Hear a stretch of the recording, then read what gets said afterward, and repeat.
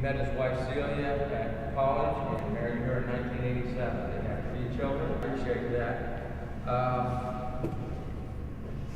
I'm going to have to read this because I don't have very good memory on this stuff.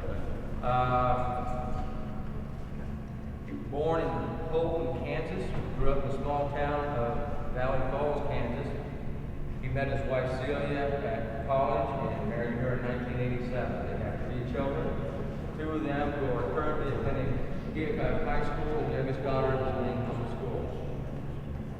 Mr. Mall has an associate's degree in graphic arts.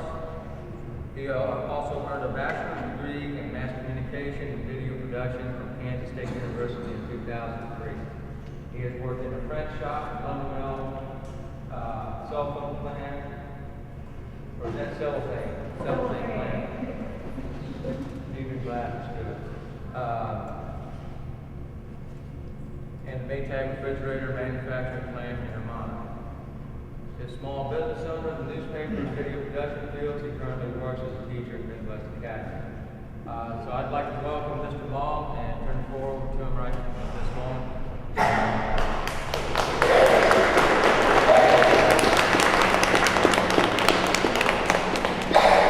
Thank you. It's an honor to be here today. Thank you for inviting me. I'm not very well known in town. Several of you have commented that, who are you? And I'd just like to tell you a little bit more about myself, about the kind of person I am. I spent most of my life as a wallflower. I drifted along the river of life, not doing much, but I liked listening to people talk. I really took to heart the old saying that says, you learn more by keeping your ears open and your mouth shut. And my wife can tell you that, whenever we meet new people, one of the most common things we've ever heard is, he doesn't talk much, does he? 10 years ago, I realized that I wasn't getting anywhere. I wasn't satisfied with where I was going in life.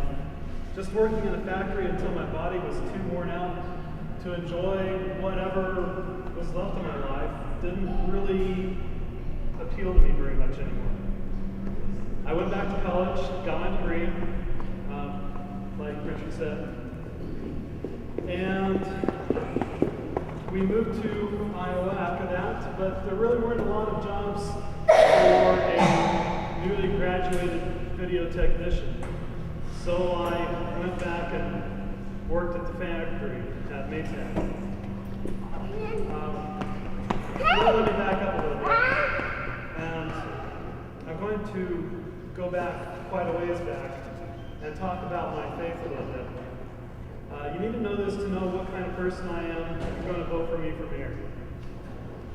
In spite of my wallflower tendencies, God, for whatever reason, had opportunities for me to serve in the churches I went to, no matter where they were. And both as just a regular person helping out their neighbor, or in leadership positions. I came to appreciate that giving Christian service felt really good. And it made the people that I served feel really good. And I started thinking, maybe someday I'll serve some sort of public office and help more people that way. But anyway, there I was at Maytag, and I've been thinking about how far I'd come since my early days in the factory, and thinking about how I'd come to be in this factory. And one day I prayed, and I said, I'm glad to have a job. I'm really grateful that I'm able to support my family, but this isn't really what I wanted to do. Now, don't laugh when I say this. I want to make movies. Please give me the resources I need to make movies. And I left it in God's hands and went back to work. A couple of weeks later, we visited a good friend of ours that moved to this area, and he said, there's a lot of opportunities here if you're willing to take the chance and take those opportunities. As we drove home, my wife and I both felt that this was the right thing for us to do. We needed to move to Keokuk. So we did, 4 months later. And believe it or not, since we moved here, movie-making people have been coming out of the woodwork. Really. And I've been able to use my degree to produce a weekly news program for Midwest Academy. And I made some very good friends that share my goals and my dreams. And I also took the opportunity to organize a yearly science fiction convention, which I'm very interested in. And also, I served as the director of the 1998 Keokuk Independent Film Festival. 2008. 2008, sorry, thank you. But something else happened over the last 3 years that we've lived here. I have fallen in love with Keokuk. This place feels more like home than any place we've ever lived. And I love the cool old buildings in this town. So when I heard that the Green Tambourine fell down, I realized that I had to do something. I realized that the time for talking about how we wished things were was over. I realized the time had come to seek public office and run for mayor. Since I made the decision to run for mayor, several people have told me that, the mayor, he really doesn't have any power. It's the city council that makes all the big decisions. And maybe they're right. If you have a problem in town, I encourage you to talk to your city council.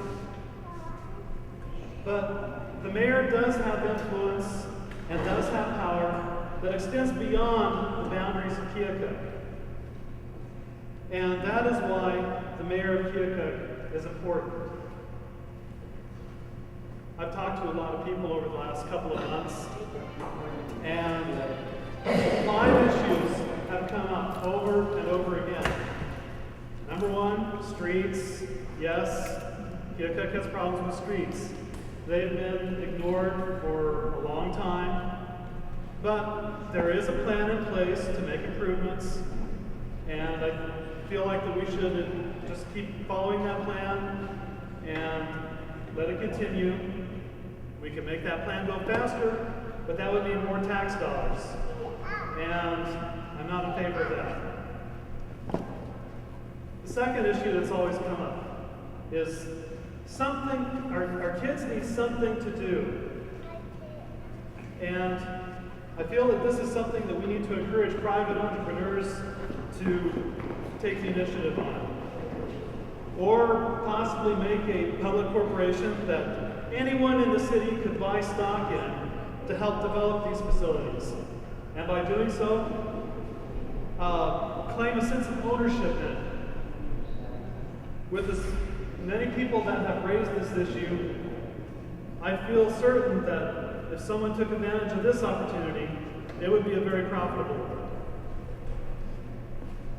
Third issue that's come up is all the vacant and dilapidated buildings in town.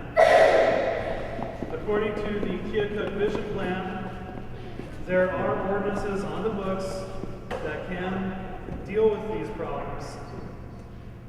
It's very tempting to say, since you've let this place run down, the city is relieving you of your ownership and we'll take care of it now. We can't do that. We need to work out some sort of solution that is fair to the property owner, to the neighbors of these dilapidated properties, and to the taxpayers.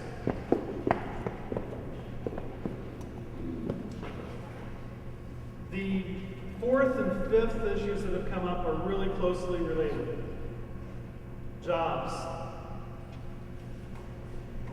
And like I said, closely related to that, not only a place to earn our money, but places to spend our money. Now, bringing new business to Keokuk is something that the mayor can do something about. And I feel that even though I'm just one person, I can only do so much. I can do a lot, but I need the help of all of you to make it happen. One of the things that the mayor does is work with the Keokuk Economic Development Corporation, work with the Chamber of Commerce, work with the Lynn County Economic Development Group to find new businesses and let them know about Keokuk, that we exist, that this is not that bad of a place. But this small group of people can't do as much as all of us. And I would just like to ask you to, help out this small group of people and talk to your friends, your neighbors, well, not your neighbors because they already know about Keokuk, but people that live far away. Do you know of anybody that needs any businesses, that is moving a business or starting up a new business? Why don't you check out Keokuk? This would be a good time to put on your Facebook pages or your MySpace pages. Keokuk does have the facilities to support new industry. We have lots of people that are willing to work. We are good people here, and we can work, and we can make this happen. And I would just like to close by saying that mayor is important, but I really don't have any more power than all of you.